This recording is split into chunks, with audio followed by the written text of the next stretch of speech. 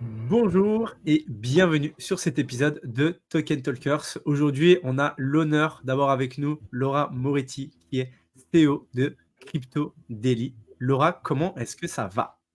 Eh ben écoute, ça va super. Merci beaucoup l'équipe Token Talkers. Merci pour l'invitation. Ça fait plaisir d'être là.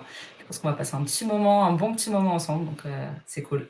Exactement, un Super. bon moment chill ensemble. Très content de pouvoir t'avoir. On sait que tu as un parcours qui est tout simplement incroyable. Dans le Web3, tu as fait énormément de choses. Aujourd'hui, tu es à la tête du coup de Crypto Daily, qui est un média qui est génial, qui donne beaucoup de force à l'écosystème français. Comment est-ce que toi, t'en es arrivé du coup jusque-là, si on peut savoir un petit peu ton parcours qui t'a permis d'être ici aujourd'hui? Ouais, bah carrément. Déjà, merci beaucoup pour le compliment et ça fait très plaisir. Du coup, moi, bah, j'ai un background en marketing et communication. Donc, j'ai travaillé pendant 4 ans dans une boîte qui faisait surtout de la communication et de l'événementiel à l'époque B2B. Euh, Période du Covid, j'ai eu une grosse baisse d'activité. J'ai pris du temps pour déjà me remettre à niveau. J'ai repris un peu mes études, j'ai refait un MBA en marketing. Et pour un peu plus digue la partie financière, investissement, essayer de créer des compléments de revenus, etc. J'investissais donc un peu en crypto et j'en ai profité pour essayer justement de comprendre un peu ce que je faisais, pour essayer d'éviter de me faire scam par le marché, parce qu'on sait très bien que, en vrai, l'éducation dans notre secteur d'activité, il est primordial pour comprendre ce qu'on fait, ou dans l'investissement en général d'ailleurs.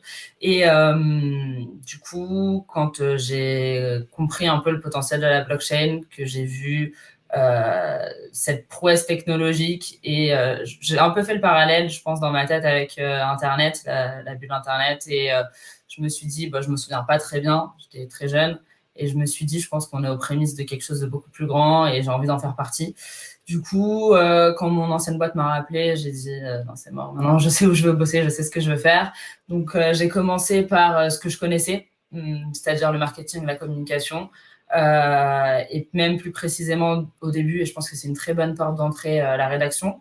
Donc, j'ai écrit pour des médias, des influenceurs, des projets. Ensuite, donc, fin 2021, j'ai commencé vraiment à me professionnaliser à 100% dans le secteur.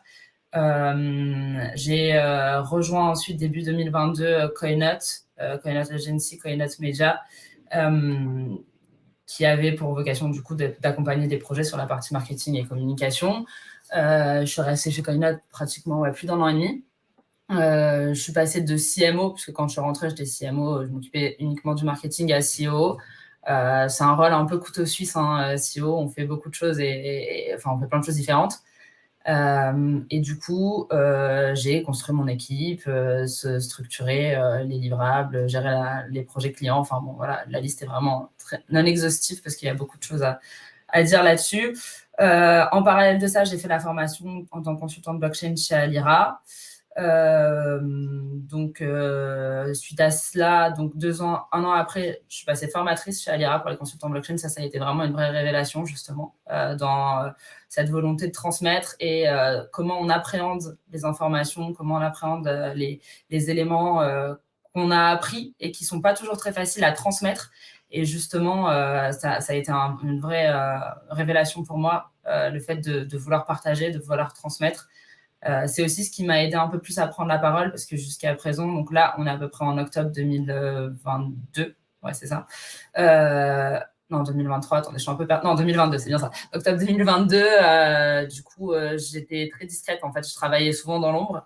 Et justement, de prendre la parole auprès des élèves d'Alira, de comprendre que tout ce que j'avais appris a de la valeur finalement. Il y a beaucoup de gens qui ont le syndrome de l'imposteur dans cet écosystème. Donc, du coup, c'est vrai que il y a beaucoup de choses qui font que les gens ont parfois peur de prendre la parole et je me suis rendu compte que c'était hyper important.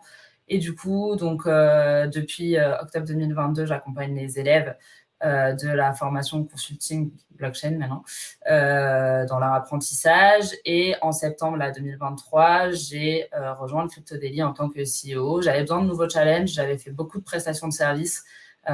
En parallèle de ça, j'ai été aussi consultante et je le suis toujours un peu, consultante en stratégie et surtout stratégie marketing pour des projets. Et du coup, j'ai toujours fait de la prestation de service en fait. Et le challenge du Crypto Daily d'aller plus sur de l'actualité, du divertissement, un peu plus une communication retail aussi, alors que j'avais fait beaucoup de B2B. Bah, ça m'a... Et puis, en plus, j'ai pris le Crypto Daily. Donc, je vais pas dire à ses débuts parce que Benjamin, donc en septembre 2023, il avait déjà battu un gros boulot. Hein. Ça faisait déjà un an qu'il tournait. Donc, ça part pas de zéro. Mais il y a énormément de perspectives d'évolution. J'aime bien faire ce 0 to 1 avec les boîtes. Donc, pas zéro, mais vous avez compris le parallèle. Et du coup, c'est pour ça que j'ai rejoint le Crypto Daily, pareil, donc en tant que CEO. Voilà, j'ai essayé de résumer mes 3-4 dernières années en 5 minutes. Je ne sais pas si c'était assez Ouais, non, mais efficace. c'est trop bien, ouais, c'est trop bien et je trouve que c'est vraiment encore la beauté de justement, bah, de cet écosystème, c'est que, comme tu dis, il y a des gens qui peuvent avoir un peu ce syndrome de l'imposteur et cetera, mais parce que là, enfin, personne peut arriver et de dire: «Bah, ouais, j'ai 15 ans d'expérience dans le web 3», enfin, ils se comptent sur les doigts de la main et au final, c'est ça qui est cool aussi.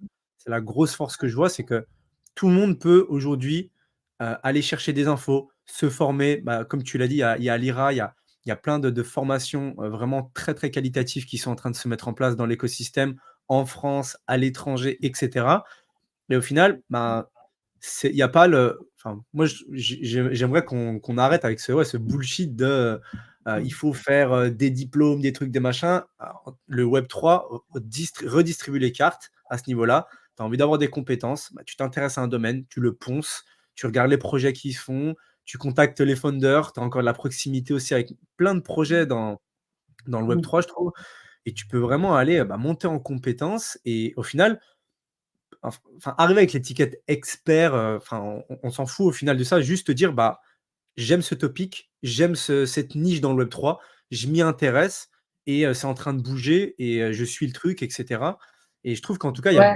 il y a cette liberté qui est cool, tu vois? Ouais, carrément, je te rejoins à 100%. Il y a énormément de personnes qui sont autodidactes et au final, c'est les personnes les plus intéressantes avec lesquelles, j'ai pu travailler. J'ai fait beaucoup de recrutement, hein, durant ces dernières années. Il y a toujours ce truc de alors l'un n'empêche pas l'autre, mais il y a toujours ce truc de est-ce que je prends quelqu'un qui est passionné de l'écosystème et même s'il a un peu moins les compétences métiers, est-ce que à l'inverse, je vais privilégier les compétences métiers et je vais essayer de le former à l'écosystème? Il n'y a pas de bonne formule, mais honnêtement, moi personnellement, j'ai finalement plus eu d'atomes crochus, on va dire, et de possibilités d'évoluer avec des personnes qui étaient juste passionnées par le Web3 en fait et qui voulaient mettre les mains dedans et qui voulaient comprendre. Et même si les compétences métiers, ils ne les avaient pas, bah, justement, c'est à moi d'essayer de les transmettre et de les faire monter en compétences. Mais, euh, mais ouais, c'est un vrai sujet. Ouais. Ouais, je suis de cette école-là, en tout cas, où à partir du moment où quelqu'un a de l'énergie et a envie d'avancer, ben, je préfère 1000 une personne qui a de l'énergie et qui a peut-être un peu moins de compétences qu'on va pouvoir faire monter, que quelqu'un qui arrive, qui a tous les diplômes ou qui a tout, sur le papier, qui est tout carré, mais au final, qui apporte pas forcément, l'énergie. Je trouve qu'encore plus dans un écosystème qui est en train de ouais, qui push et ouais, qui part dans tous les sens, où ça va bouger très vite. Là, on voit dès que enfin là, c'était en bear market, donc c'était un peu plus calme. Mais on sait très bien qu'en bull market, enfin, les mecs qui ont pas de jus, qui ont pas d'énergie, Ouais. c'est Ouais, compliqué, ouais, quoi. c'est clair, ça sert à rien. Ouais, c'est sûr. Après, il y a enfin, cet élément-là, c'est quand même que le marché, alors on est en train de plus en plus de se professionnaliser et de se décorréler justement du marché crypto invest, enfin la partie spéculative crypto, mais quand même, on voit que l'activité est énormément corrélée au cycle de marché, tu vois. Et ça, c'est sûr que c'est à anticiper, c'est assez enfin, c'est problématique. Oui, problématique, ça l'est un petit peu au final. En tout cas, c'est significatif d'un manque de maturité encore, même si je te dis, je vois que ça quand même, ça évolue. Euh, mais ouais, ouais, c'est clair que il y a besoin d'énergie et surtout en bull run. Et donc là, Laura, tu parlais juste avant de passion liée au Web3 et tu parlais aussi effectivement des cryptos. Pour toi, tu as commencé cette passion dans le Web3 grâce aux cryptos. C'est ce qui t'a fait lancer, tu l'as expliqué un petit peu en introduction, mais en gros, ton premier intérêt est venu du Web3 en investissant dans les cryptos et en te disant, OK, c'est un monde incroyable, maintenant je dois me former. C'est ça qui t'a démarré de ta motivation pour ça. Bah, c'est ce qui m'a. Alors, démarré. Ouais, je sais pas si c'est ce qui a démarré ma motivation, c'est clairement ce qui a démarré ma prise de conscience, en tout cas. Je sais pas si j'aurais... Enfin, j'avais déjà entendu parler des cryptos, mais sans vraiment comprendre. Je sais pas si j'aurais dig plus que ça si j'avais pas commencé à investir. C'est franchement, en toute transparence, c'est fort possible. Par contre, ce que je sais, c'est que, en fait, j'ai aussi ce truc de... Moi, je suis née dans un écosystème très tech, en fait. Mon père est ingénieur réseau. Lui, il connaît la blockchain depuis toujours, en fait. Enfin, depuis toujours, c'est encore mauvais. Et, et par contre, il a essayé de me le transmettre, mais moi, j'ai été très réfractaire. À mes 15-16 ans, moi, je voulais aller voilà, faire de la communication avec mes copines, enfin, voilà, partir sur des filières où j'allais être plus avec, ben voilà, avec des amis, où j'avais l'impression que c'était la fête tous les jours. Enfin, globalement, je caricature un peu, mais c'est un peu ça. Et j'avais l'impression que, voilà, parler informatique et réseau, j'allais me retrouver selfie dans une classe de 15 mecs, que ça allait être hyper technique, tout ça. Alors qu'au final, bon, là, je me retrouve dans ce qu'il me disait la dernière fois, exactement là où il voulait me voir, quoi. Donc, ça, c'est cool. Et du coup, c'est pour répondre à ta question, parce que j'ai un peu dérivé, mais oui, en effet, c'est la partie invest qui m'a fait connaître et vraiment diguer le sujet. Mais je pense qu'au fond de moi, j'ai toujours eu un peu cette âme un peu tech qui a besoin de comprendre comment les choses fonctionnent quand on utilise. Quand j'étais plus jeune, il me faisait coder mais en CSS mes coloriages, tu vois, genre, qui fait ça. Ah ouais. Ah, il Et du rigolait coup, pas, je pense que le j'ai forcé. papa, là. Ouais, ouais. Ouais, ouais. Et du coup, genre, je pense que bah, c'est dans mes racines, quoi. Ah ouais, tu as été biberonné en fait au code, hein. Direct dans le Un biberon, peu, ouais, il te ouais, remet ouais. des lettres de code pour directement te Ouais, mettre mais tu dans vois, l'écosystème un peu. le parallèle, finalement, c'est que tu es réfractaire après, quand tu dois prendre tes propres choix, bah, du coup, tu fais l'inverse, quoi. Mais bon, C'est souvent voilà, en ça, tout cas, c'est ça. effectivement, quand tu as été biberonné, tu dis, oh, je ne veux pas aller dans ce qu'on m'a dit toute ma vie, toute ma vie. Alors, il y en a qui adorent, il y en a qui sont réfractaires, mais toi, quelque part, au début, tu as été un peu réfractaire, puis après, tu t'es dit, bah, en fait, non, j'y vais. Et maintenant, tu es là-dedans à 1000 à l'heure. Donc, un peu merci, papa, aussi, de m'avoir biberonné et Ouais. expliqué un petit peu tout ça. Acculturer, ouais, à sa manière, quoi. Ouais, c'est fou. C'est fou parce que c'est très intéressant parce que dans l'écosystème Web3, on n'a pas énormément de femmes. Tu fais partie des personnes de l'écosystème et vous n'êtes vraiment pas nombreuses. Et donc, bravo pour toi de prendre le pli, de tenter d'arriver et de réussir l'expérience Web3. C'est vraiment pas donné à tout le monde. Et effectivement, bah, le fait de peut-être d'avoir été biberonné, ça te motive encore plus de dire, bon, bah, effectivement, c'est quelque chose qui me plaît et c'est ouais, bravo à toi. Quand on parle ensemble au niveau Web3, crypto, blockchain, euh, la technologie qui t'intéresse le plus, c'est forcément celle de la blockchain, c'est ce que tu disais. Qu'est-ce que toi, tu penses à court et moyen terme de la blockchain? Est-ce que pour toi, c'est une révolution? Est-ce que c'est quelque chose qui va bien au-delà des cryptos? Est-ce que tu peux nous en dire un peu plus? Ouais, c'est une super question. Je pense que on pourrait rester des heures dessus. Alors, est-ce que c'est une révolution?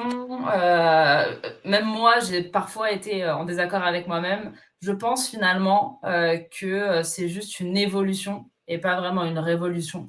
C'est une suite logique de la digitalisation de la consommation, justement, de notre manière de consommer et surtout de consommer du digital. Donc, je ne citerai pas ça comme une révolution à proprement dit. Et d'ailleurs, plus le temps passe et plus je me dis que l'aspect révolutionnaire de la blockchain, en mode on va aller disrupter complètement le système financier, etc., bah, j'y crois de moins en moins, honnêtement. Et en fait, j'y crois de moins en moins et je me demande vraiment si c'est souhaitable ou pas. Je suis arrivée avec un peu cet esprit cypher, avec bah voilà, les bases de Bitcoin, peer-to-peer cash system. Tu vois, c'est vraiment de se dire, voilà, on va supprimer les intermédiaires. Plus le temps passe, plus je commence à comprendre aussi comment les gens fonctionnent et comment les gens consomment. Je me dis qu'il y a des endroits, il y a des moments, il y a des situations où, en vrai, un intermédiaire, il a tout à fait sa place. Par contre, je suis pour la transparence. Et c'est là où vraiment je trouve que la blockchain a toute sa place.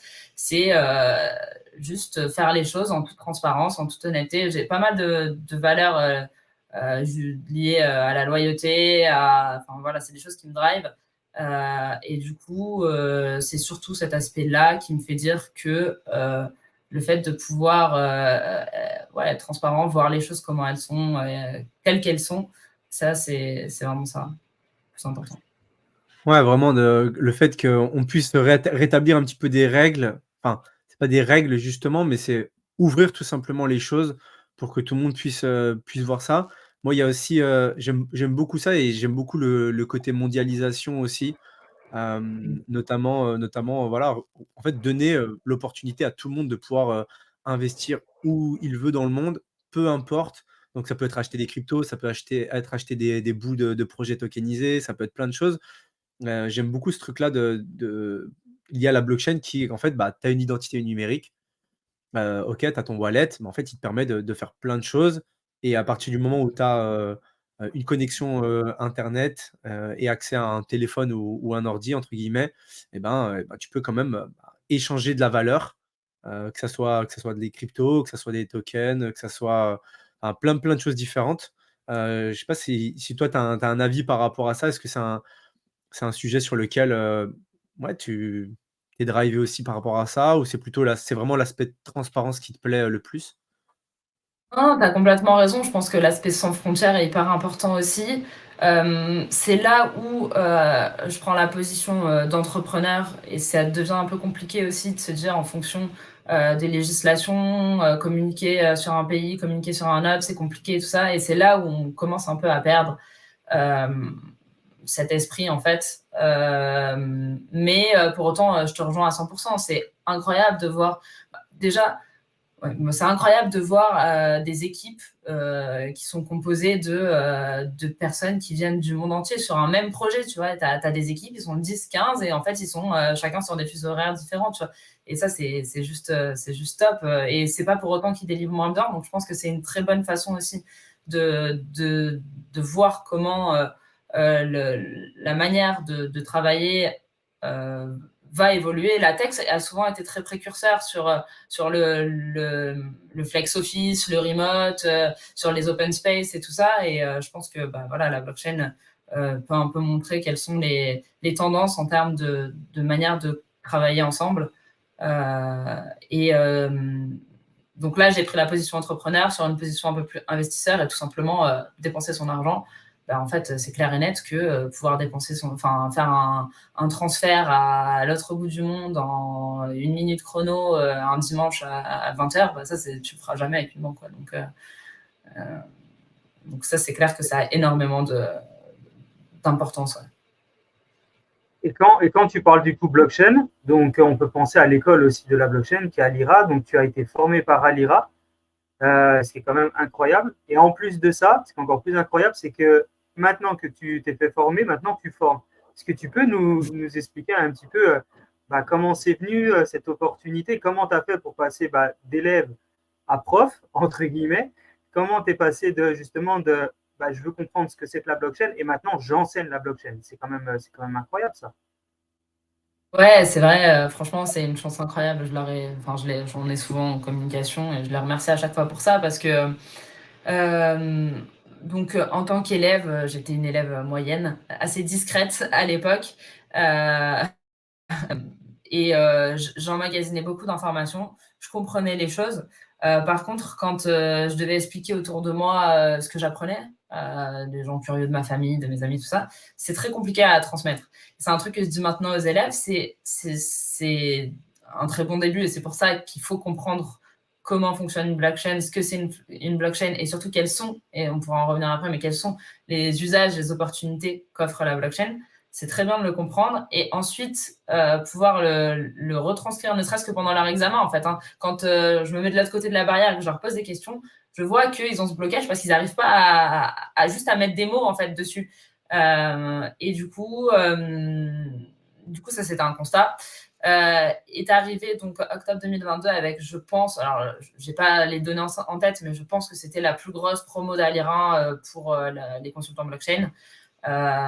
Et du coup, en fait, là, ils ont dû scinder carrément en 3 groupes parce que sinon, ça faisait des lives de personnes trop nombreuses, enfin de trop nombreuses personnes, pardon. Et du coup, il leur a fallu s'entourer d'autres formateurs. Donc, j'ai eu des périodes de doute où, voilà, un sentiment d'imposteur, on en parlait un petit peu tout à l'heure. J'ai énormément été poussée par Daniel, directeur pédagogique. Avant mon premier live, je lui ai dit, Daniel, ce soir, je le fais, mais je crois que c'est la dernière fois, je suis dans un niveau de stress impossible. Genre, il m'a dit, non, mais fais-moi confiance. Si je t'ai sélectionné, ça fait des années que je suis directeur pédagogique, pas que je suis à l'IRA, c'est que je sais que tu en es capable, et j'ai bien fait de lui faire confiance, justement, et de pousser là-dessus, parce que du coup, ça m'a permis voilà, de me découvrir vraiment une passion déjà pour le fait de transmettre. Et puis, je pense que c'est enfin, je me sens tellement utile, en fait. C'est vraiment ça qui est important aussi dans ce rôle de formateur. C'est vraiment là où je me sens le plus utile pour notre écosystème, moi, je pense. Ouais, il y a le côté give back aussi à la communauté et give back, à cet écosystème qui, aujourd'hui, bah, toi, te permet de vivre et de kiffer aussi, travailler dans un environnement qui est cool et c'est un peu ta façon de ouais, de redonner, à la communauté, quoi, j'imagine. Ouais, c'est ça. Et puis en vrai, enfin pour l'instant, surtout au niveau francophone, alors je le dis depuis des années, donc c'est de plus en plus gros, mais on est quand même dans un écosystème assez petit. Moi, ça m'est arrivé il y a quelques temps de faire des calls, genre avec un client, enfin je prends cet exemple-là parce qu'il est assez marquant, un client qui était de mémoire, je crois que c'était en Biélorussie, enfin bon, absolument pas en France en tout cas. Et il y avait donc un consultant marketing, donc une consultante marketing, c'était moi, consultante économiste, consultant légal et consultant technique. On était 4 anciens élèves d'Alira, tu vois. Et là, tu te dis, ouais, bah, sur un client en plus qui est même pas en France. Et là, tu te dis, ouais, bah, écoute, on sait pourquoi on a fait ça, on sait pourquoi on est là. Et clairement, les gens que j'avais dans ma promo, c'est aussi bah, des futurs collaborateurs, des futurs partenaires, des futurs associés, tu vois. Donc, et des gens que je forme, je suis certain, et oui, j'en suis certaine, que je vais les retrouver dans le travail plus tard. Ouais, c'est aussi, la création du réseau qui se met aussi en Mm. place, qui est ultra important. On sait que, bah, le web 3 aujourd'hui, c'est comme tu as dit, c'est un écosystème qui est pas encore très grand où, bah, beaucoup se connaissent. Ça peut se faire, bah, du coup, via les formations. Il y a beaucoup d'événements. Est-ce que toi, tu participes aussi aux événements qui se font, en France ou à l'étranger?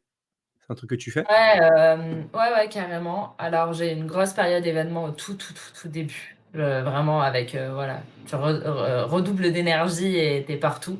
Donc, au tout début où je me suis professionnalisée, 2020, ouais, année 2022, on va dire. En 2023, j'avais un peu plus levé le pied. J'ai fait juste ETHCC et Surfing Bitcoin. Toujours au niveau français, par contre. Je crois que je réfléchis, mais il me semble pas avoir fait d'événements internationaux. Et non, à l'international, non.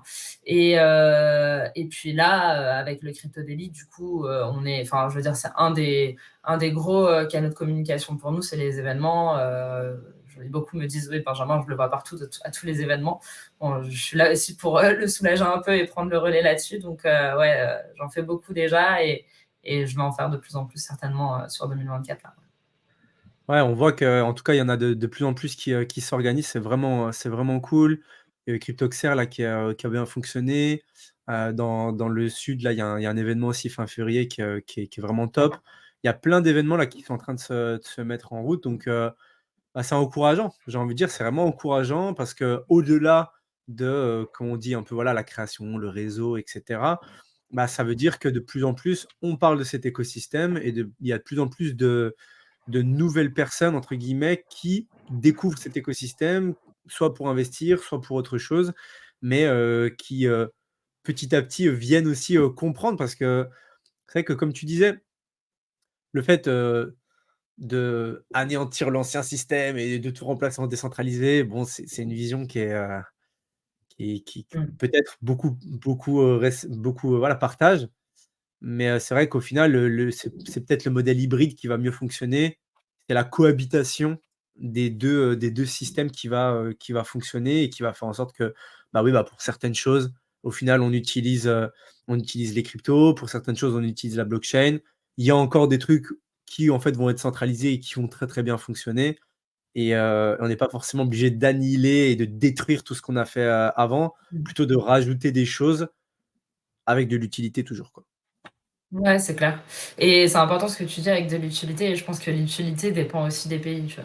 il y a des pays où la proposition de valeur d'être un peer-to-peer cash system de Bitcoin, c'est hyper important en fait, parce qu'ils n'ont pas de moyen de transférer de l'argent facilement, ils sont dépendants.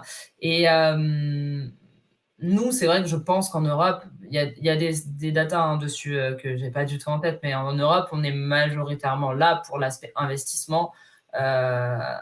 Quand des pays comme l'Asie Pacifique, enfin l'Asie du Sud-Est ou l'Afrique, c'est beaucoup plus vraiment pour l'utilité de base, la proposition de valeur de base de système de paiement, quoi.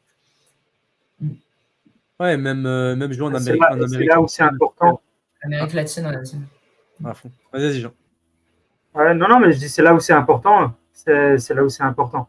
Et toi, Laura, comment tu fais? Donc, maintenant, tu es un petit peu multicasquette dans l'écosystème. Tu es présente sur les médias, tu es présente en tant que formatrice, tu es présente en tant que rédactrice. Comment tu fais pour avoir autant d'idées en permanence, pour toujours trouver des nouveaux sujets? Parce que tu fais de la rédaction, enfin, tu t'arrêtes pas. Comment tu fais pour avoir autant de choses en tête et comment tu arrives à apporter autant de valeur dans tout ce que tu fais? C'est gentil. Écoute, en fait, je pense que c'est vraiment déjà rester à l'écoute, aiguiser son esprit critique. Et je pense qu'il y a un moment où tu te mets dans un mindset. Alors déjà, il faut absolument pas, d'après moi, se retrouver en surmenage, essayer de dire à 10h ce que tu vas faire à 10h15, parce que sinon tu vas être trop focus sur l'urgence et pas assez dézoomé par rapport à ce que cette tâche-là finalement t'a apporté. Et puis après, ouais, c'est surtout être à l'écoute, échanger avec les gens, développer son esprit critique et puis prendre du temps. Moi, je sais que j'essaye de me mettre des rituels, tu vois, tous les soirs, j'essaye de me mettre une demi-heure et de me poser sur qu'est-ce qui a été important dans ma journée, qu'est-ce que je pourrais en retirer, qu'est-ce que j'aurais pu améliorer. C'est des choses que je conseille aussi à mes équipes pour s'améliorer, donc j'essaye de me l'appliquer. Moi aussi, quand même.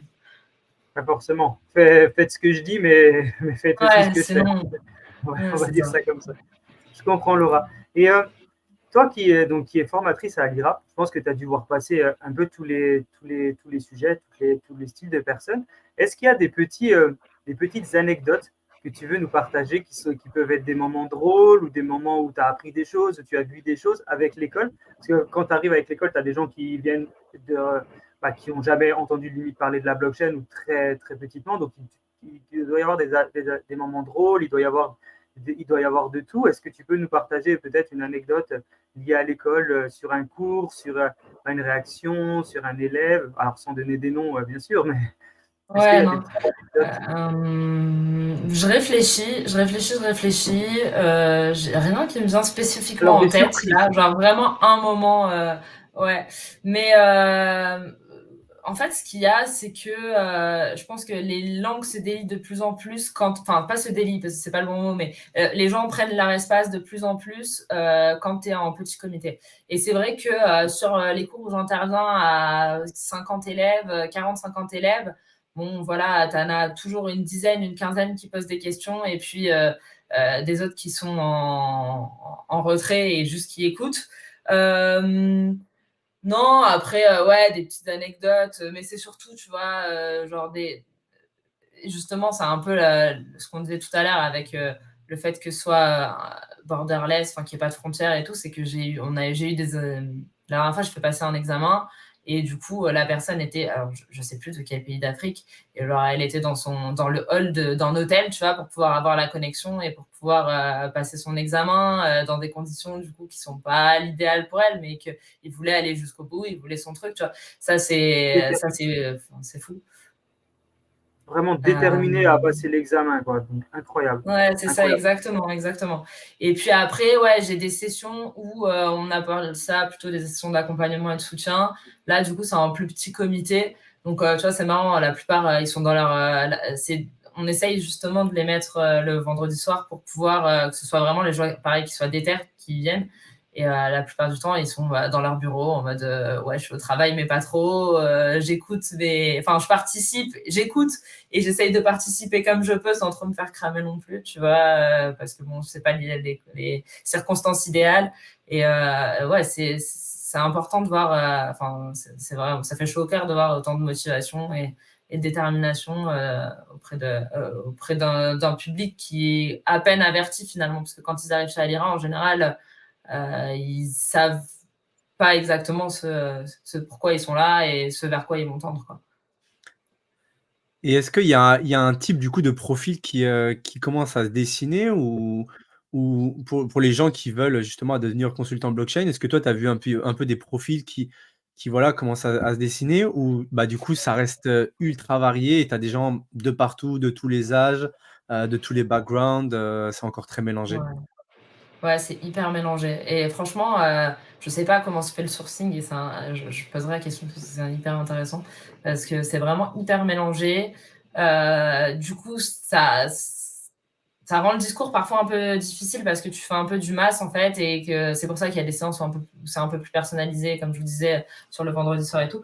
Mais parce que moi, ce que j'essaye de leur conseiller, c'est vraiment de se dire, bon, bah, vous avez des compétences issues de votre passé professionnel. Donc, prenez ces compétences et servez-vous-en pour les mettre à profit dans ce que vous voulez construire. Ou des verticales métiers. Par exemple, j'ai une de mes anciennes collègues qui était dans la santé. Bon, bah, derrière, elle est partie sur la blockchain dans la santé et elle a développé un projet là-dessus. Mais sinon, non, pour répondre à ta question, les profils sont hyper variés. Et contrairement à ce qu'on peut penser, il n'y a pas tant que ça de personnes issues de la tech. Je pense que peut-être c'est des profils qu'on retrouvera plus sur la formation développeur d'ailleurs, mais sur l'aspect consultant, après, est-ce qu'il faut se le dire, hein, honnêtement, un consultant blockchain, ça va un peu tout dire et rien dire. Tu peux être consultant, comme je vous disais, sur tellement de verticales différentes. Voilà, moi je pense que ces 4 piliers là que j'ai cités tout à l'heure, le légal, le juridique, la partie tokenomics, la partie marketing et la partie technique, c'est vraiment déjà 4 cœurs de métier qui sont indispensables pour mener à bien un projet. Et voilà, et je pense que derrière, il y a encore une spécialisation à faire pour pouvoir essayer de se professionnaliser au mieux et d'être le plus pertinent par rapport à ce qu'on peut apporter au projet. Et au niveau des formations, comment ça se passe? C'est donc tout en ligne, il n'y a quasiment rien en physique. Ça dure quoi, 3 mois, 6 mois? Est-ce que tu peux nous en dire plus un peu sur les différents styles de formation et comment ça se déroule? Oui, alors bon, après moi, je suis que formatrice, hein, donc c'est-à-dire que j'ai le contact avec l'équipe pédagogique pour mon cadre à moi et ce qui me concerne et ce que je dois transmettre moi. Mais oui, c'est des formations sur 3 mois, donc 12 semaines. Il y a à peu près 8 heures par semaine de cours vidéo asynchrone et ensuite des lives de 2 heures. Bah, ça dépend des promos, mais globalement, au moins le lundi, le mercredi, le jeudi, 2 heures en live avec un professeur, un formateur. Donc ça fait vraiment pas mal de choses et ils arrivent à pouvoir. Est-ce qu'ils ont le choix entre, tu parlais qu'il y avait 4 domaines, entre guillemets, le juridique, le marketing, le tokenomics, etc. Est-ce que dès qu'ils rentrent chez Alira, ils ont l'obligation de faire les 4 parce que c'est une formation où il y a les 4 dedans, où ils doivent vraiment choisir, parce qu'il y a aussi la partie tech, donc ça ne doit pas être facile pour tout le monde. Ils ont le choix? Ouais, non, honnêtement, c'est même du post-formation. Enfin, il y a cette approche pendant la formation, mais la formation Alira, elle permet vraiment d'avoir un socle commun et des bases communes sur comment fonctionne une blockchain, d'où vient la blockchain, quelle est l'histoire de la blockchain et pourquoi, en fait, elle a sa pertinence dans notre société actuelle. Ensuite, comment elle fonctionne techniquement. Donc, 2 semaines sur Bitcoin, 2 semaines sur Ethereum, on va aller vraiment voir, mettre les mains dans le cambouis et voir comment fonctionne un consensus, comment sont transmises les transactions, comment sont diffusés les blocs, quoi. Enfin, voilà. Et ensuite, donc là, on est à peu près sur déjà 7 semaines de cours. Et après, tu as les 5 dernières où justement, on aborde plutôt les verticales que je t'ai citées. Donc, pas une semaine après l'autre, mais globalement une approche de tout ce qui est partie économique, une approche de tout ce qui est partie outils du consultant aussi, parce que c'est un sujet dont on n'a pas parlé et qui peut faire aussi pas mal le lien avec ce que je fais au Crypto Daily. On est vraiment quand même dans un écosystème où il y a 2 choses. C'est un peu d'infobésité, il y a beaucoup, beaucoup d'informations tout le temps. et sur une chambre d'écho aussi, où il y en a un qui dit un truc et l'autre le reprend, mais de manière différente. Et au final, tu sais plus. Enfin, tu lis 4 fois la même chose, dit de manière différente, et voilà, il y a beaucoup d'infos, quoi. Donc, il y a toute cette partie-là, les outils du consultant, comment aller chercher les infos. Il y a de plus en plus, même maintenant, hein, de sujets autour de la data on-chain. Je pense qu'il y a vraiment quelque chose à aller chercher là-dedans.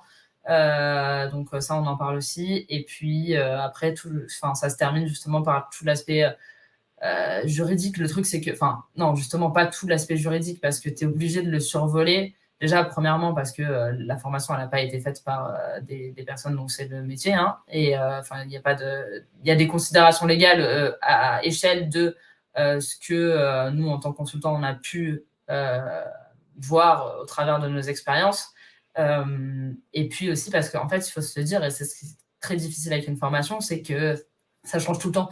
Donc, tu es obligé en termes de mise à jour, sinon, c'est trop compliqué, quoi. Surtout sur un sujet comme ça, où c'est jamais vraiment fixe pour l'instant. Je pense que vous serez d'accord avec moi. Niveau régulation, on ne sait pas exactement encore où on met les pieds, quoi. Ouais, ça La bouge très vite, hein. régulation, c'est encore le début. Ouais. C'est clair. Ouais, et du coup, je suis curieux d'avoir un peu ta vision justement sur ce métier de consultant blockchain. Comment est-ce que ça peut se transformer?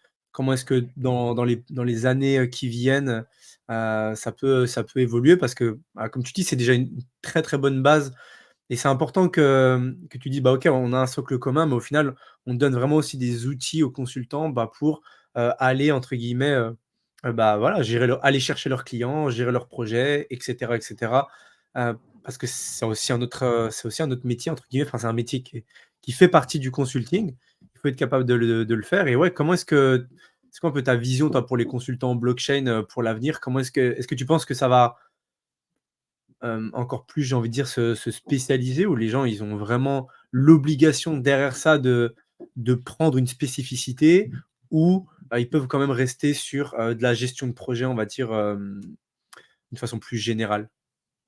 Bah, c'est là où j'allais en venir, en fait. Je pense que, pour l'instant, c'est un peu un mot fourre-tout. Tu as beaucoup de gens qui sont là pour faire, aussi de la gestion de projet, qui est carrément un autre métier pour moi, et qui est nécessaire aussi. D'ailleurs, pour la petite anecdote, j'étais pas encore là, j'étais pas encore élève, chez Alira, mais avant d'être de faire, consultant blockchain, enfin la formation consultant blockchain, c'était une, formation qui s'appelait, chef de projet blockchain, qui a été un peu retravaillé. Pour moi, honnêtement, les deux se complètent. Le consultant, par définition, il fait beaucoup plus de consulting. Il met beaucoup moins les mains dans le cambouis aussi. Alors que le chef de projet, il va être là pour coordonner justement toutes les parties prenantes que je vais citer, et qui est non exhaustive, hein, clairement. Peut-être des projets qui vont me dire non, mais nous, absolument pas. Le légal, c'est absolument pas ce qu'on veut. Il nous faut d'autres pôles de développement. Mais le chef de projet, il va plutôt être là pour coordonner un peu toutes ces parties prenantes. Quand, pour moi, le consultant, il sera quand même sur une verticale. Après, tu peux avoir, au fur et à mesure de tes années d'expérience, moi, je travaille avec un tokenomiste. Honnêtement, je sais que au moins sur la partie économique, c'est son métier, technique et marketing, en vrai, il peut faire le taf tout seul, hein. Clairement, il a vu passer tellement de projets que du coup, il est capable largement de couvrir ces 3 pôles, en tout cas sur un début de projet, un projet qui est en démarrage.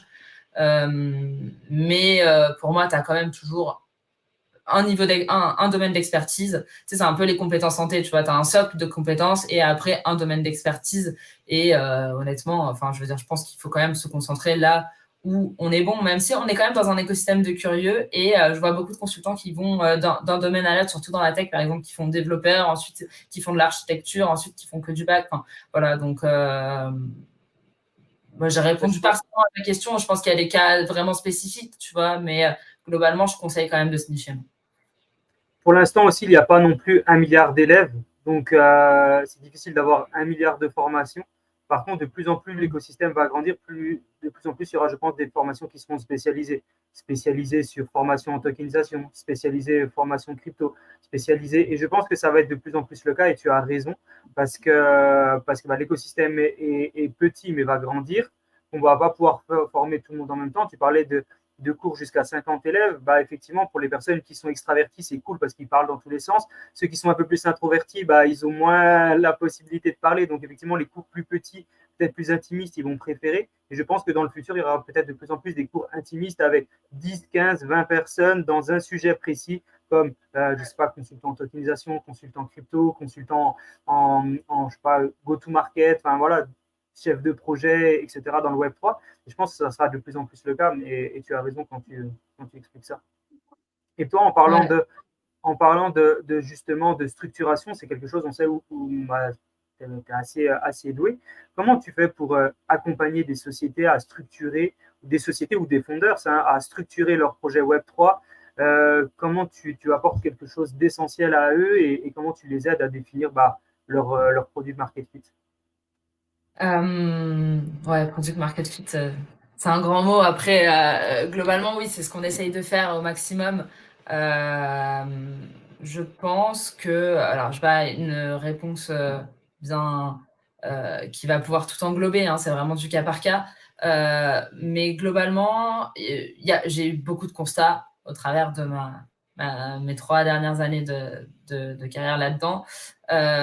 Beaucoup de constats liés déjà à des porteurs de projets qui font des projets pour eux-mêmes. Tu vois. Ça, en fait, moi, comment je vais faire? Je vais essayer juste avec un maximum d'intelligence émotionnelle, parce que je sais à quel point, quand tu as une idée et que tu veux la pousser jusqu'au bout, tu vas aller straight to the point, et tu vas essayer de la défendre jusqu'au bout. J'essaye de justement leur permettre d'avoir un maximum d'ouverture d'esprit, et de se dire, bon, attention, là, vous êtes en train, et c'est pour ça que c'est du cas par cas, mais les constats que j'ai eus, c'est attention, là, vous êtes en train de construire un produit pour vous. Est-ce que vous êtes allé tester votre marché? Est-ce que vous êtes sûr que c'est un vrai besoin? Déjà, ça part de là. Est-ce que quel besoin et à quelle problématique vous répondez? Est-ce que c'est votre problématique à vous, ou est-ce que c'est beaucoup plus large, et vous avez vraiment mis le doigt sur quelque chose, un vrai pain point pour l'écosystème en général? Après, dans ces mêmes constats, j'ai vu pas mal aussi de projets tech. J'avais fait un post LinkedIn là-dessus de projets tech qui font de la tech pour des techs, tu vois ce que je veux dire. Et je pense que c'est pas comme ça qu'on va aider à l'adoption. Et finalement, est-ce que sortir un énième SDK, en tout cas, avoir comme élément différenciant aux propositions de valeur, oui, voilà, je fais un réseau et en plus, dans un SDK, tout le monde va pouvoir construire sur mon réseau. Ok, bon, est-ce qu'on peut aller un peu plus loin? Comment tu vas pouvoir aller pivoter? En fait, je pense que c'est ça, c'est une ouverture d'esprit, beaucoup de flexibilité et d'adaptabilité, et beaucoup de test and learn, tu vois. Je pense que c'est un peu la sauce de la... Ouais, ouais. Et ouais, puis mettre l'utilité vraiment au centre du projet, quoi. Vraiment l'utilité, c'est-à-dire Oui, que c'est faire un sûr. projet. L'utilité et quand même la communauté, tu vois. C'est vraiment ce qui est différent aussi avec le Web3, c'est aussi la communauté. Parce qu'au final, l'utilité, tu peux la découvrir grâce à ta communauté. Ouais. Et il y a beaucoup, beaucoup de projets qui font du building public, ou en tout cas du building community. Justement pour ça, c'est un peu la nouvelle façon de faire de l'UX research, comme on faisait avant dans des startups, tu vois. C'est vraiment de construire un peu toutes les features de son produit en fonction de sa communauté. Et déjà, c'est beaucoup parce que la plupart, jusqu'à présent, ne prenaient pas trop en compte et faisaient plutôt un produit pour eux. Ça, j'ai beaucoup trop vu. Ouais. Ouais, c'est vrai qu'on a eu, ouais. Et c'est ce qui fait aussi voilà, de tous les projets. On le voit plus, mais c'est vrai que comme tu dis, sur 100 projets Web3 qui sortent, bah, il y en a, j'arriverai pas à dire un pourcentage, mais il y en a quand même aussi pas mal qui, comme tu dis, les gens ils font les produits pour eux, et pas réellement pour la commu. On voit beaucoup de DAO qui se mettent en place. Ça, c'est en tout cas, j'ai l'impression ces derniers mois, j'ai eu beaucoup de DAO émerger, et des DAO qui sont cool, qui sont organisés, avec lesquels on a cet aspect justement communautaire qui est au centre. Est-ce que toi, c'est un truc avec lesquels aussi tu bosses? Est-ce que peut-être même tu es intégré dans certaines DAO? Est-ce que ta philosophie par rapport à ça, tu trouves que c'est cool? Qu'est-ce que tu en penses? Je suis curieux d'avoir un peu ta vision par rapport aux DAO. Alors, ouais, je pense que c'est cool. Je trouve ça cool. J'ai eu 2 expériences où, j'ai essayé d'intégrer des DAO et d'être soit core member, soit et en fait, il y a soit juste participante et en fait, il y a un truc, c'est que, même si j'aimerais que ça fonctionne, pour l'instant, de mon constat, en tout cas, j'ai du mal à voir, les choses évoluer dans le bon sens parce que, en fait, à, à proposition de valeur égale et avec les mêmes moyens humains, les mêmes ressources en général, une DAO va être beaucoup plus lente à se mettre en place et à prendre des décisions, alors que une entreprise qui a une hiérarchie verticale va pouvoir avoir des prises de décision beaucoup plus ponctuelles et beaucoup plus rapides, du coup, enfin, beaucoup plus personnelles et beaucoup plus rapides, je veux dire. Donc, j'aimerais bien y croire et honnêtement, je pense qu'il y a des voilà, je pense qu'il y a des collectifs déjà, tu vois. Il y a des collectifs qui se montent et qui ont un peu cette vision, cette volonté aussi de mettre tout le monde sur le même, sur ouais, le même, tout le monde au même niveau, mais et qui commencent à fonctionner parce que ils ont chacun leur propre business model. Moi, je pense qu'il y a aussi un truc autour du business model en fait, c'est qu'il y a beaucoup de projets Web3 qui ont des business models très bancals qui utilisent très mal les possibilités de la blockchain pour ça. Et j'ai l'impression qu'en fait, dans les DAO, c'est un peu la même chose, quoi. Pour l'instant, c'est un peu ce que j'ai pu constater. Ouais, et puis aussi, enfin, de mon ressenti, j'ai l'impression au-delà d'un certain nombre d'utilisateurs, au-delà d'un certain nombre de membres dans les DAO, ça devient ça devient compliqué parce Ouais. que, bah, plus une foule elle est grande et il y a cette phrase, je sais plus d'où est-ce que j'ai entendu, mais qui disait que plus une foule est grande, plus un groupe est grand et plus il est hétérogène en fait, enfin plus c'est facile que ça parte dans tous les sens et au final, ben, OK, tu as du mal à justement aller, dans la même direction. Alors que si tu as une petite DAO qui est, voilà, je sais pas, moins de 50 personnes, mais ils sont vraiment tous homogènes dans la façon dont ils pensent, dans la façon dont le projet, il veut avancer et cetera. Même si c'est un peu plus select, en général, j'ai l'impression, que ça se passe mieux pour eux, en tout cas, que les DAO qui veulent avoir, 1000 membres, et cetera. Ça, c'est un Ouais. peu Bah, la c'est la loi des grands nombres, hein, ça après, c'est la complexité. Mais je vais te dire, hein, je pense qu'il y a toujours, enfin, un alignement des intérêts, c'est rare quand même, tu vois. Donc, c'est pour ça que j'aimerais bien y croire et je crois beaucoup plus déjà à ce modèle de collectif. Je pense que c'est une première expérimentation qui commence à se démocratiser et qui peut mettre le pied à l'étrier. 100%, 100% d'accord. Parlons un petit peu de ton expérience sur la partie de la rédaction. On en a parlé un petit peu avant, mais tu rédiges beaucoup de contenu, notamment avec Crypto Daily, etc. Est-ce que tu peux nous expliquer un petit peu comment tu travailles, à quelle fréquence, comment tu abordes cette tâche pour quotidiennement avoir de nouvelles idées, pour continuellement te renouveler, de ne pas prendre les mêmes sujets. Enfin, comment tu fais pour traiter autant de sujets sans te perdre et sans revenir à chaque fois sur un sujet différent, enfin, nouveau? Ouais. Alors, écoute, à vrai dire, à titre personnel, depuis que j'ai rejoint le Crypto Daily, tout l'aspect rédaction, j'en fais beaucoup moins qu'avant, en tout cas, pour moi-même, c'est beaucoup plus pour le Crypto Daily. Je pense qu'en réalité, je pense une de mes caractéristiques principales, c'est vraiment d'être hyper curieuse, en fait. Et je peux aller, je sais pas, sur un sujet, par exemple, dernièrement, c'était sur les ZKP, tu vois. Je peux juste me mettre focus sur le sujet des ZKP et rester 48 heures à bouffer du contenu que là-dessus. Et du coup, en tirer 4, 5, 6 apprentissages euh, qui vont me permettre de faire des contenus en cohérence.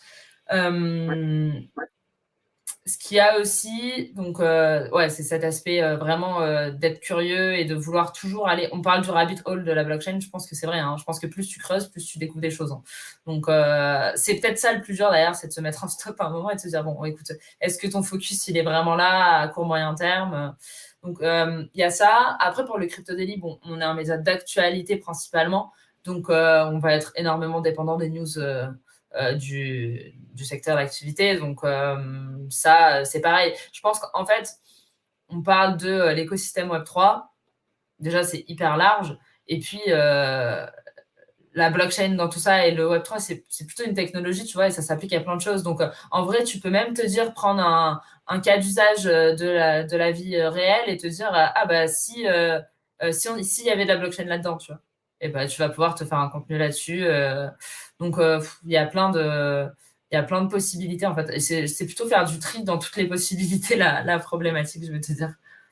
Et quand tu tournes ton contenu, ton objectif principal, c'est d'apporter de la valeur au marché, d'apporter de la valeur aux gens qui vont lire, et c'est de continuer un petit peu ton rôle de formatrice, c'est-à-dire continuer à éduquer le marché, d'aider l'adoption de masse liée à la blockchain. C'est ça ton objectif principal.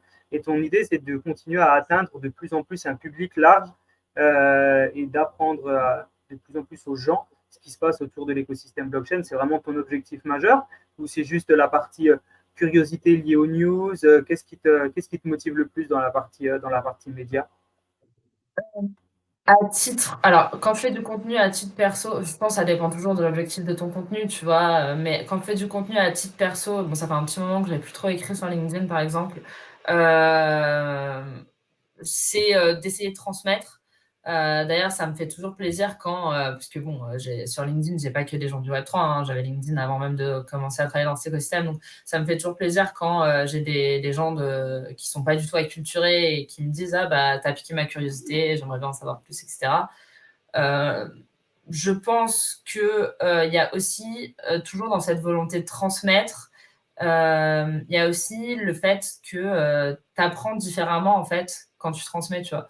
Donc que ce soit, comme tu disais, hein, finalement, oui, c'est un peu ça, que ce soit par mes interventions auprès des élèves d'Alira, que ce soit lorsque je rédige du texte, bah, finalement, en transmettant, j'interprète, je comprends et je vois la chose différemment, quoi. Et ça, c'est aussi, je pense, cette motivation qui me fait dire qu'il y a des sujets, par exemple, bah, c'est un bon exemple, il y a des sujets, par exemple, où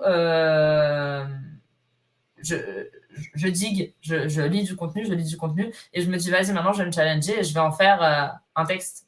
Tu vois. Et c'est là où je vais me dire, est-ce que vraiment j'ai compris le sujet et je peux le retranscrire? Est-ce que je peux en parler ou pas, tu vois. Ok, ok. Et donc, du coup, tout le contenu que tu fais, ça va forcément aider à l'adoption. Et justement, pour toi, est-ce que tu peux nous parler un petit peu de cette adoption? Par quoi va passer l'adoption de masse? Parce qu'on sait encore que tout ce qui est blockchain, c'est encore léger dans notre vie quotidienne. Pour toi, qu'est-ce qui va ou qu'est-ce qui peut faire augmenter cette adoption par le public, notamment de la blockchain? Honnêtement, après, l'adoption, elle est souhaitable, mais je pense que ça sera sur tous les cas d'usage et qu'on pourra dire qu'on aura adopté la blockchain quand tout le monde l'utilisera sans même le savoir, tu vois. La dernière fois, c'est une vieille anecdote, je l'ai déjà racontée il y a un an, je crois, mais il y a quelques temps, du coup, j'ai acheté un gel douche et derrière, il y avait écrit l'entièreté des produits qui constituent ce gel douche ont été tracés via la blockchain, tu vois. Et je me suis dit, bon, bah, super. En vrai, ça, oui, ça, c'est un début d'adoption, tu vois. Ça, de se dire que la traçabilité. Alors, est-ce que c'est un argument de vente et est-ce que. Enfin, je l'ai vu a posteriori, hein, d'ailleurs, parce que je sais pas pour ça que je l'ai acheté, mais est-ce que c'est un argument de vente? Je sais pas. Mais en tout cas, c'est plus dans ces exemples-là, dans ces cas d'usage-là, que je vais hâte de voir la blockchain. Après, par où ça va passer, puisque c'est ta question à la base. Je crois beaucoup à la gamification. J'ai l'impression que pour beaucoup, en fait, vu que c'est un secteur un peu nébuleux, le fait d'ajouter du fun un peu et du divertissement. Le fun, ça a une vraie valeur. Hein. en économie, le fun, ça a une vraie valeur même. Donc, je pense que ça peut peut passer par cette porte. C'est d'ailleurs un des paris qu'on a fait là au Crypto Daily, puisqu'on a lancé aussi, donc je le présente toujours comme un média d'actualité, mais maintenant c'est un média d'actualité et de divertissement, puisqu'on a lancé des formats de divertissement. Donc, ouais, pour moi, c'est plutôt Show. Exactement, entre autres. Magnifique, hein? Trop bonne idée. Et ouais, entre autres, on a encore 2-3 formats en pilote là, qui ont été tournés, quelques petits teasers, mais il y a un crypto drink qui devrait sortir bientôt. Donc, le titre en dit long. Et du coup, voilà, je pense vraiment que je pense que dans la blockchain, on a parfois trop intellectualisé les choses. Et ce qui a fait que, pour des nouveaux entrants, il y avait des barrières à l'entrée et ils étaient presque réticents même de se mettre dans un peu ce microcosme où tu as l'impression qu'il n'y a que des érudits qui pouvaient comprendre. Et juste lâcher prise, essayer de prendre du recul et d'essayer d'être plus concret et plus fun. Ça peut, pour moi, être une porte d'entrée. Ouais, et puis, on le voit aussi, toi, tu as ta sensibilité justement au niveau marketing. Le marketing Web3, the best layer to, blockchain, nananana et tu es là, mais mec, c'est quoi le produit en fait? On met toujours la tech en premier. Enfin, il y a beaucoup de projets où ils mettent la tech en premier, alors que Ouais, justement, ça va répondre à quoi? ça répondra à quoi? C'est ça en fait. Non, nous ce qu'on veut savoir, c'est OK, qu'est-ce qu'il fait en fait? Qu'est-ce qu'elle fait, qu'est-ce qu'elle fait, ta boîte, quel est le problème auquel tu réponds et cetera et je trouve ça, en fait, je trouve ça cool dans le sens où je me dis: «Ben, tous les marketeurs, ils peuvent se faire plaisir dans le web 3 et ils peuvent apporter un vrai plus parce que, c'est encore beaucoup dans le, ouais, voilà, la tech qui est mis en avant, alors que ce qu'on veut, c'est, bah, mettre le produit et la solution, à laquelle répond, le problème plutôt à laquelle répond, le produit ou le site et cetera et toi, du coup, ouais, ta sensibilité au niveau marketing, je pense que si toi aussi, tu dois avoir un peu des trucs genre: «Les gars, enfin, pourquoi vous parlez de ça?» et cetera et le fait d'apporter du jeu, de la gamification, ouais, c'est un vrai plus, quoi. C'est un vrai, vrai plus. Ouais, mais c'est ça. Et en fait, quand j'ai commencé à me professionnaliser, c'était un peu ça mon objectif. C'était de me dire, en fait, je vais être l'interface, un peu le décodeur, tu vois, entre les devs qui ont des idées géniales. Et franchement, il y a beaucoup de visionnaires, hein, en vrai, dans cet écosystème, je trouve, hein. Il y a des mecs qui ont vraiment une vision d'un monde que pour l'instant, on peut même pas encore nous s'imaginer. Euh, et c'est surtout, voilà, mon objectif, c'était un peu d'être ce décodeur. Et finalement, c'est, je pense, quand même ce que j'ai réussi à faire. Le problème, c'est que c'est très dépendant des cycles de marché. Honnêtement, ça reste de l'investissement tant en argent pour les porteurs de projets. Et en fait, ce qui se passe, c'est que les porteurs de projets, ils savent que si tu dois traverser un bear market avec des fonds de caisse, tu vas être un peu plus sur la retenue, tu vas beaucoup moins dépenser dans ton marketing, dans ta communication, et tu vas prioriser, tu vas prioriser le build pendant ces périodes de marché. Et du coup, en fait, là, franchement, je ressens de nouveau un intérêt et de nouveau, ouais, voilà, le secteur qui accélère et qui se repose ces vraies questions. Mais je comprends bien que les porteurs de projets, ils ont eu des phases aussi où la priorité était vraiment dans le product et ce qu'on build, quoi. Et puis, je pense qu'il y a, comme je le disais tout à l'heure, une très mauvaise considération du marché. Ils connaissent pas vraiment leur public. Ils connaissent pas. Enfin, honnêtement, hein, en toute transparence avec vous, au tout début, j'ai voulu, de manière très pragmatique, vendre des services de consulting pour faire des études de marché. Bah, honnêtement, il y a personne qui. Enfin, les porteurs de projets, les études de marché, à la limite, on fera l'étude de marché une fois qu'on se sera craché, qu'on se sera rendu compte que finalement, on s'est trompé de marché, quoi. Donc, Trop tard, quoi. Bien sûr, ouais, trop c'est ça, tard. exactement. Le consulting, ça doit pas être facile hein, tout le temps dans le Web3 et dans la blockchain. Bah, ça dépend qui t'as en face. Et en fait, il y a eu toute cette phase où je pense que c'est peut-être fin 2022, début 2023, où finalement, tu avais beaucoup plus de boîtes qui étaient comment je l'appelais, du Web 2 to Web 3, en fait, qui avaient déjà du Web 2 et qui avaient déjà une entreprise dans du Web 2. Donc, tu étais face à des entrepreneurs qui comprenaient déjà ces problématiques-là, qui ont déjà été confrontés dans leur vie d'entrepreneur. Alors que quand c'est juste des petits génies du web qui a des compétences techniques et une vision, leur faire comprendre qu'il va falloir aller tester son marché, comprendre son marché, trouver les bons mots, trouver les bons messages, travailler ne serait-ce que son branding. Ça, là aussi, c'est de la pédagogie en vrai, parce que c'est pas si facile, quoi. Ah, c'est sûr que c'est pas si facile. Quand tu parles de génie, est-ce qu'il y a des innovations, des tendances actuelles dans le Web3 qui te plaisent, qui te passionnent? Tu as commencé par le Web3 avec une passion pour le crypto et l'investissement en crypto. Est-ce que maintenant, c'est encore quelque chose que tu fais? Est-ce que maintenant, tu as des passions un petit peu différentes dans le Web3? Je ne sais pas, le métaverse, les NFT, la tokenisation. Est-ce qu'il y a des choses qui maintenant, au jour d'aujourd'hui, commencent à te passionner de manière différente avec ce Web3? Ouais, c'est vrai que je suis rentrée par l'investissement et à titre personnel, j'investis plus beaucoup. C'est pas quelque chose sur lequel je mets de l'énergie ou que je passe du temps. Moi, j'ai hâte de voir, je pense que c'est aussi depuis que j'ai pris cette casquette au Crypto Daily, mais j'ai hâte de voir un peu la fusion blockchain-IA. Je crois beaucoup, en fait, justement, l'IA peut modifier énormément de choses et la blockchain, avec toujours ces aspects de transparence, et d'incensurabilité, peut permettre justement de rétablir, d'après moi, des vérités. J'ai vraiment deux techs qui m'intéressent beaucoup en ce moment. J'en ai parlé un petit peu, c'est au niveau des Zero Knowledge Proof, donc des ZKP. Et mais après, on rentre dans des trucs trop techniques. Je suis pas sûre que ce soit hyper important. J'allais dire l'homomorphic encryption, mais bon, je pense que là, on va aller un peu trop loin. Sur un podcast. On en a parlé Ah bon, ça va. Sur un podcast. Très, Ok. très légèrement, parce que pareil, la personne elle a dit la même chose que toi. Et ça, c'est le futur de la blockchain. Mais on va pas aller trop dans le détail pour l'instant, on va perdre tout le monde. Je pense, ouais, tu vois, c'est ce que je disais tout à l'heure. Je pense qu'il faut pas trop intellectualiser, trop compliquer les choses. Donc, au niveau tech, moi, c'est vraiment deux sujets sur lesquels je suis vraiment bullish. Et après, je pense que la tokenisation a sa place à jouer, mais pour l'instant, on le fait pas très bien encore. Les modèles économiques autour de la tokenisation, ils sont très mal abordés. C'est un sujet que je travaille en ce moment justement avec, bon, ça fait 2 fois que j'en parle, alors je vais le citer, mais Thomas de Supra Futura, qui est un tokenomiste vraiment hors pair. Et du coup, c'est un vrai constat, hein. Tu prends je vais prendre la tokenisation immobilière parce que c'est un vrai sujet.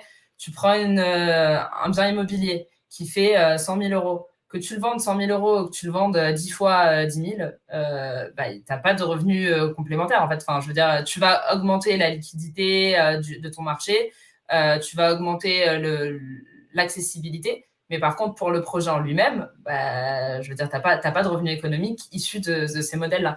Et je pense qu'il y a des modèles très intéressants, des modèles économiques à travailler. Et voilà.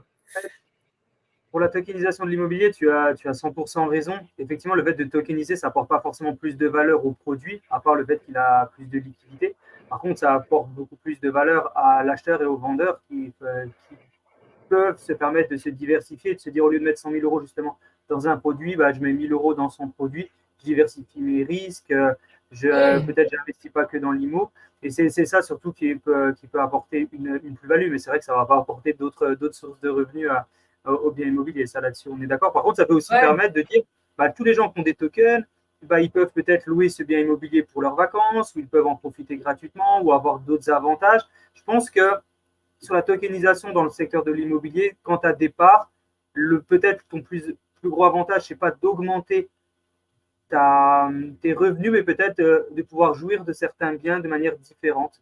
Ça peut être une possibilité. Par exemple, je sais pas, ce bien-là, vous le mettez sur Airbnb, et puis quand le planning est, on va dire, un petit peu moins plein sur le Airbnb, les gens qui sont propriétaires de tokens, ils peuvent aller y séjourner un jour, 10 jours, une semaine, selon leur nombre de tokens. Ça peut être une possibilité aussi. D'accord avec toi, pour l'utilisateur final, ouais. Pour le end user, je vois complètement des utilités. Et les utilités, elles y sont. Par contre, pour le projet, celui qui porte le projet et la personne qui tokenise son bien immobilier et qui le revend, bah, il faut voir où est-ce qu'il génère des avantages pour lui, tu vois, parce que sinon, il ne le fera plus au bout d'un moment. Bah, c'est ça. Et c'est là où c'est difficile de trouver des émetteurs en tokenisation. C'est que les gens se disent, OK, moi, je vais tokeniser, c'est bien, je vais toucher un plus grand public. Bon, éventuellement, je peux garder des parts pour moi. Ça peut être aussi un avantage. Je dis, bah, je tokenise mon bien immobilier, mais j'aimerais bien garder quelque part, ce qui n'est pas possible dans la vie réelle. Là, au moins, je peux le faire. Mais après, oui, effectivement, il ne va pas vendre plus cher. Il a pour l'instant encore que très peu d'avantages. Il en a, mais il faut encore que ça se développe et de toute façon, vas-y, c'est parti. Oui, oui, je pense que par exemple, enfin là c'est vraiment de la pure supposition parce que j'ai jamais eu l'occasion d'en parler avec eux, mais je pense que par exemple Realty c'est tout l'aspect DeFi en fait, c'est tout l'aspect de fait de pouvoir mettre ses jetons collatérales, ça va générer des frais, etc. Là-dessus ils vont pouvoir récupérer du revenu. Mais bah, je sais pas, mais pour moi voilà, c'est juste la tokenisation, c'est pas une fin en soi en fait. Ouais, ouais, c'est sûr. Est-ce qu'on peut parler un petit peu du rôle des femmes dans l'écosystème blockchain Web3? On l'a dit un petit peu en off, il n'y a pas beaucoup de femmes encore dans l'écosystème. On en a même parlé d'ailleurs au début du podcast. Tu fais partie des femmes dans l'écosystème Web3. On a vraiment la chance de t'avoir aujourd'hui. Quel est, selon toi, le rôle et l'impact que les femmes peuvent avoir dans l'écosystème Web3? Est-ce que pour toi, la présence des femmes est déjà assez représentative? Est-ce qu'elle devrait être plus grosse? Qu'est-ce que les femmes pourraient faire s'il y a une femme qui nous écoute sur le podcast et qui veut se lancer dans l'écosystème Web3?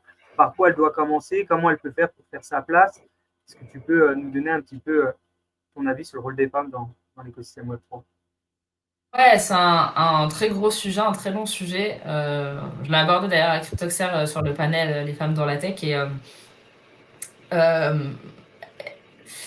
je réfléchis par quel bout le prendre. Globalement, je pense que c'est important. Important, ça l'est. On construit le futur de demain. La société de demain. La société, c'est 50% d'hommes, 50% de femmes. Enfin, plus ou moins, je sais pas le chiffre exact. Je crois que c'est 51-49, mais bon, vous avez compris l'idée. Donc, il faut que pour construire le futur de demain, ce futur de la société de demain, il faut que ceux qui la construisent soient représentatifs. Donc, je pense que c'est important. Par contre, je pense que être une femme dans la tech, tu vois, pour moi, c'est un sujet que quand on me pose vraiment la question. C'est-à-dire que dans mon quotidien, et je veux pas en fait que ce soit le fait que je sois une femme qui fait que j'ai certains avantages, certains privilèges ou autres. D'ailleurs, Pas comme c'était ça un qui des se sujets. passe. C'est-à-dire que, ouais, exactement. C'est-à-dire que j'ai été la première formatrice chez Alira, parce qu'il n'y avait pas de femmes jusqu'à présent. Et moi, Wow. c'était clair. C'est-à-dire que je voulais, enfin, je veux dire, c'est pas le fait que je sois une femme qui fait ma valeur ajoutée. C'est le fait que, par contre, j'ai des approches qui sont différentes, qui sont complémentaires à mes collègues. Je pense que il y a des traits de caractère chez les femmes que n'ont pas les hommes, exactement. Et je pense que justement, permettre cette complémentarité, c'est hyper important. Mais après, voilà, je me sens pas dans la tech que quand on me pose la question, parce que sinon, à mon quotidien, ça ne doit rien changer, en fait. Je sais Ouais, pas non, si mais je c'est sûr, réponds. on peut pas dire, oh, OK, bon, bah, Laura, elle est rentrée chez, Laura, elle n'est pas rentrée dans cette école formatrice parce que c'était une femme et qu'on avait besoin de femmes. Non, tu es rentrée parce que tu avais un niveau et que tu apportais de la valeur. Et c'est vraiment ça qu'il faut mettre en avant. Et je pense aussi, et on en a parlé pendant le podcast, mais il ne faut pas que les femmes aient peur de dire, OK, c'est un environnement tech. Pour l'instant, il n'y a pas assez de femmes dans cet environnement, donc je vais faire un peu tâche. Non, ce n'est pas le cas. Au contraire, c'est un Ouais, environnement propice aux femmes. Il y a de plus en plus de femmes qui font ça. Ouais, ouais, et en ouais. plus, si je peux ajouter aussi, là, on reçoit, bah, du coup, justement, dans le podcast de plus en plus, de femmes et vu le calibre qu'elles ont, pour les gens qui ont déjà vu nos anciens épisodes et ceux qui vont sortir, vous allez voir que les femmes font du très, très bon travail, de l'excellent travail, et qui est juste incroyable et c'est pour ça aussi que nous, ça nous tient à cœur, bah, justement, d'avoir vraiment, en fait, bah, tous les gens de l'écosystème qui apportent de la valeur, homme ou femme. C'est important de mettre tout le monde en avant à partir du moment où bah, les gens apportent de la valeur, mettent de l'énergie et puis ils font avancer les choses, quoi. Ouais. C'est ça exactement, on en revient à ce qu'on disait au début, hein, c'est vraiment ça, il faut juste être passionné et faire les choses parce qu'on en a envie. Là où je te rejoins, Jean, sur ce que tu disais, c'est que, par contre, de mon expérience et de ce que j'ai pu constater, les femmes ont quand même beaucoup. Alors, je sais pas si c'est beaucoup plus, mais c'est plus expressif, le syndrome de l'imposteur, en fait. Et du coup, elles osent beaucoup moins s'exprimer et beaucoup moins prendre la parole. Et comme je le disais, moi, c'est entre autres Alira et maintenant aussi beaucoup Benjamin. Je pense qu'il y a un an, vous m'auriez dit de prendre la parole comme ça et parler de moi pendant 1 heure, je suis pas sûre que je l'aurais fait. Donc,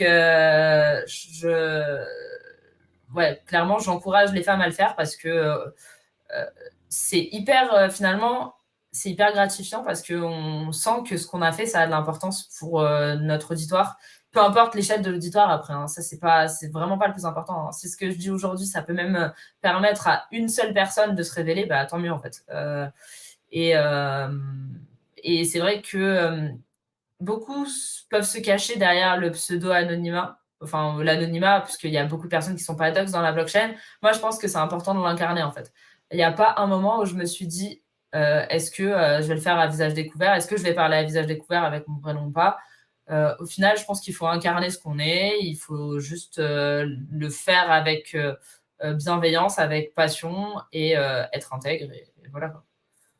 Et je pense que tu as raison là-dessus parce que, à mon avis, c'est même pas que le Web3 sur lequel peut-être les femmes pourraient avoir ce syndrome de l'imposteur. Je pense que c'est dans le monde de l'entrepreneuriat de manière globale où parfois, voilà, à l'époque, souvent les entrepreneurs, c'était souvent des hommes et peut-être pas assez de femmes. Et là, c'est vraiment quelque chose qui est en train de changer. Les femmes ont une façon d'aborder les choses, un point de vue qui est très, très intéressant. Souvent aussi une façon d'expliquer les choses qui est aussi très intéressante, c'est-à-dire qu'elles prennent plus le temps. Souvent, elles ont plus de patience. Elles ont une facilité d'aborder le sujet un petit peu comme un instinct maternel en expliquant peut-être un peu plus en profondeur et avec des mots simples. Et souvent, les hommes entre eux, c'est un peu à celui qui utilise le plus de mots techniques dans la même phrase. Et donc, du coup, ce n'est pas forcément ce qui est le plus pratique pour comprendre. Je pense vraiment que l'importance et le rôle des femmes, c'est vraiment d'apporter cet équilibre au niveau de l'appréhension, de la formation et de l'éducation dans les différents écosystèmes. Il faut vraiment qu'il y ait de plus en plus de femmes qui se jettent et qui se disent, OK, j'ai un rôle à jouer, je peux faire des choses, je peux apporter de la valeur. Et bien au contraire, on a besoin de moi pour que j'apporte de la valeur parce qu'on a besoin d'une vision qui est un petit peu différente. Et c'est ça qui est important. Quand on parle d'éducation, d'information et tout, quel rôle, enfin, pardon, pas quel rôle, mais quel sujet pour toi est important et quel conseil tu donnerais aux nouveaux entrants de l'écosystème? Tu leur donnerais quoi comme conseil à ceux qui veulent voilà, commencer dans le Web3, se lancer, qui ont des activités, qui ont une petite idée, mais pas une idée que pour eux-mêmes, une idée pour les gens? Qu'est-ce que tu leur conseillerais? C'est déjà de se former, c'est de s'éduquer. Par quoi ils devraient commencer? Ouais, je pense qu'il y a toujours la théorie et la pratique. Je leur conseillerais vraiment d'être à l'écoute, de prendre les informations. Enfin, déjà, tout le monde est accessible, donc de ne pas hésiter à aller demander de l'aide et contacter les personnes qui leur semblent les plus pertinentes sur un sujet ou un autre, et de se servir en fait des erreurs des personnes qui sont passées par là avant lui. Parce que, après, voilà, ça c'est la théorie en fait. C'est justement essayer de s'entraider, d'essayer d'éviter de reproduire les erreurs des autres parce qu'on peut se servir de ce qu'ils ont vécu dans le passé. Et dans la pratique, ce que j'ai remarqué, c'est quand même les gens apprennent beaucoup mieux quand eux se plantent et qu'ils vont quand même aller jusqu'au bout en mode mais pour moi, ça peut être différent. Et au final, ils vont se casser les dents. Je pense qu'apprendre par la pratique, c'est hyper important aussi. Parce que tant que ça reste de la théorie, finalement, c'est pas concret, je pense, pour la plupart des gens. Mais globalement, c'est surtout ça, c'est surtout s'ouvrir aux autres, profiter de tous les moments d'échange, que ce soit des événements physiques, virtuels, des groupes, des communautés, etc., pour aller s'informer et aller au contact des gens franchement, l'écosystème, en tout cas, moi, je connais beaucoup mieux l'écosystème francophone que vraiment mondial, mais l'écosystème francophone est très accueillant pour ça et je connais très peu de gens qui se prendraient pas. Alors après, suivant forcément la priorité de chacun, c'est peut-être pas à l'instant T et c'est peut-être pas sur le laps de temps que la personne attend, mais globalement, tout le monde répond à un moment ou à un autre. Et j'ai perdu le fil de ce que je voulais dire, mais je pense que il faut pas, ouais, voilà, pas hésiter à contacter les gens, pas hésiter à passer à l'action, à tester. C'est pas mal. Et tout simplement aussi suivre, s'abonner, regarder les news qu'il y a sur Token Talker, c'est le Crypto Daily. Je pense que c'est aussi très important pour s'éduquer, commencer à se former. Je pense que c'est ça qui est le mot qui te manquait. Je pense effectivement il y a tellement de valeur C'est sur ça que je pense. Crypto Daily qu'il faut absolument suivre, s'abonner, regarder en permanence toutes les news qui sont proposées, que ce soit par toi, Laura, par Benjamin. Et vous êtes combien dans l'équipe le Crypto Daily? Vous êtes plusieurs? Ouais, on est 8 en fait. On est 8, pas tous full-time, hein, bien sûr, mais on est 8 avec chacun vraiment un périmètre de travail. Et c'est vrai qu'avec Benjamin, on est plus dans la coordination. Et en fait, il faut se dire quand même qu'on a aussi beaucoup d'équipes en prod, vraiment. Et c'est surtout grâce à eux, hein. C'est-à-dire que je pense que sans eux, on n'est même pas un quart de ce qu'on est maintenant. Donc, Ok, j'en bah, profite pour le bravo à dire. eux. Bravo personne de l'ombre, entre guillemets, c'est ça? C'est ça, exactement, exactement. Ah, bravo à eux et merci parce qu'effectivement, c'est grâce à eux que Crypto est aujourd'hui un des médias francophones les plus populaires et les plus intéressants. Donc, bravo à tout le monde pour le travail et aussi bravo à toi et à Benjamin pour la vision. Quel est le futur actuellement de Crypto Quels sont les objectifs même personnels que tu as avec le Crypto Alors, on parlait juste avant du Crypto Show. Encore une fois, bravo. Vraiment super idée. En tout cas, impatient de voir tout ce qui va sortir sur ça. Quels sont les autres éventuellement objectifs de Crypto Daily? Qu'est-ce on pourrait voir dans le futur dans votre espace? Écoute, je pense que déjà, donc cet aspect audiovisuel, on a commencé un peu à le teaser et à en parler, va prendre de plus en plus de place. C'est vrai que j'ai commencé à prendre vraiment, là, depuis octobre, je suis au Crypto Daily, on est en février, donc je commençais à bien prendre ma place et prendre mon rôle. Et je pense que Benjamin va pouvoir, qui a toujours 50 000 idées, et qui a les idées les plus folles, va pouvoir justement prendre un peu le lead sur cette partie un peu divertissement. Quant à moi, je vais essayer de vraiment permettre de structurer, de développer, bien sûr, l'aspect newsletter podcast. La partie newsletter, elle a beaucoup d'importance aussi. Je pense que c'est un gros chantier sur 2024, là, surtout sur les 6 premiers mois de l'année, où on va aller développer des grandes verticales. On a sorti la newsletter NFT, donc spécialisée dans l'écosystème NFT. Pour la petite info, parce que ça a été un petit peu teasé, on est en train de travailler sur la DeFi, qui est en bêta test là pendant quelques semaines et qui devrait normalement voir le jour parce que assez rapidement, puisque ça fait déjà 2 semaines de test et les retours sont plutôt positifs. Donc je pense que d'ici fin février, début mars, ça sera live. Donc ouais, je pense que voilà, aller sur des verticales spécifiques et permettre un maximum de personnalisation. Comme je disais tout à l'heure, vraiment, moi, c'est mon constat. J'étais consommatrice de Crypto Daily avant même d'y travailler. Pourquoi? Ouais, exactement. Pourquoi? Parce que je pense que on fait beaucoup d'agrégation de news, hein. C'est-à-dire qu'on va pas aller encore créer du contenu différent. On fait beaucoup d'agrégation de news, on va aller récupérer de l'information à droite à gauche et avec des process, hein. Je dis à droite à gauche comme si c'était rien, mais en vrai, il y a des gros process pour valider et sourcer les informations. Du coup, on va aller dans un niveau de personnalisation, je pense, de plus en plus important pour que les gens puissent aller facilement à l'information sans tomber dans un flot de news à tout va et dans l'infobésité qui vraiment, je pense, est un peu le mal de notre génération aussi, quoi. C'est sûr, c'est sûr. Et qu'est-ce que tu conseillerais aux gens qui veulent créer du contenu actuellement engageant sur le Web3? Tu dis, je vais chercher des trucs un peu à droite, à gauche, alors qu'on sait que c'est très structuré, tu l'as dit toi-même. Qu'est-ce que tu conseillerais à des personnes qui veulent justement développer un petit peu du contenu engageant dans l'écosystème Web3? Qu'est-ce que tu leur dirais de commencer effectivement par une newsletter, commencer par, par faire juste un site média? Qu'est-ce que tu en penses? En termes de format, je pense que ça dépend énormément de la personne. Faut pas se forcer. Faire du contenu et en plus avec de la régularité, c'est hyper difficile, hein. Et pourtant, on sait que la régularité, c'est ce qui prime et c'est ce qui fait la différence. Donc, c'est déjà aller là où on se sent le plus à l'aise, dans un premier temps en tout cas. Moi, je sais que voilà, c'est l'écrit, par exemple, mon format de prédilection. Donc, tout naturellement, j'ai commencé par de l'écrit. Après, sortir un peu des sentiers battus et des redites. C'est sûr qu'il faut, en fait, beaucoup de gens pensent qu'il faut faire du buzz et qu'il faut genre un contenu qui pop pour être sur le devant de la scène.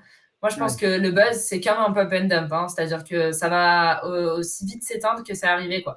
Donc, c'est plutôt prendre son mal en patience. Après, c'est sûr que ça dépend de la situation et de l'objectif final de la personne. Si c'est à côté de son travail, s'il veut se professionnaliser là-dedans, il y a vraiment beaucoup de variables.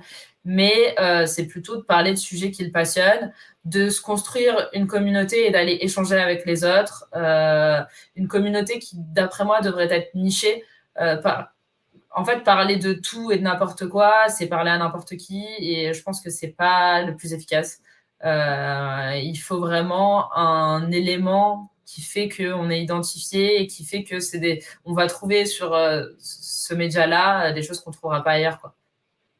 Ok, très intéressant. Ouais, c'est super intéressant d'avoir ta vision par rapport à ça. Chez CryptoDaily, du coup, vous devez recevoir pas mal de projets, vous devez recevoir pas mal d'entreprises et des choses assez innovantes qui sont peut-être en train de sortir, pas encore sorties. Est-ce qu'il y a certains projets innovants que tu as trouvé super passionnants, qui pourraient dans le futur jouer un rôle majeur dans la partie francophone? Est-ce qu'il y a certains projets peut-être sur lesquels tu travailles ou que tu veux parler?